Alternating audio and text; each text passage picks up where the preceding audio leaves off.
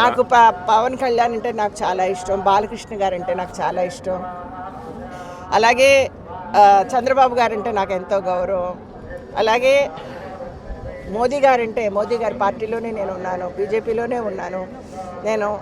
So నాకు ఉన్నటువంటి ఈ యొక్క అనుబంధం ఇది ఎనలేనిది. మళ్ళీ మళ్ళీ వచ్చే జన్మకు కూడా ఆ స్వామి నన్ను ఆడబిడ్డగానే పుట్టించాలి. అంటే మీ మిత్రపక్ష నాయకులైనటువంటి పవన్ కళ్యాణ్ కావచ్చు, బాలకృష్ణ కావచ్చు, బరిలో ఉన్నారు.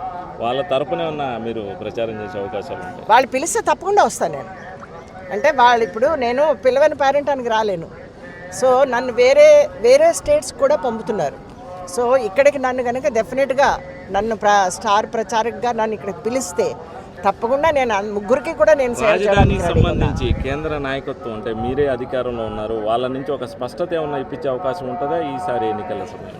చూడండి, అంటే ఒకసారి ఇప్పుడు ఎన్నికల సమయం, దీంట్లో వాగ్దానాలు చేయడానికి ఒక్క జయప్రద చాలదు.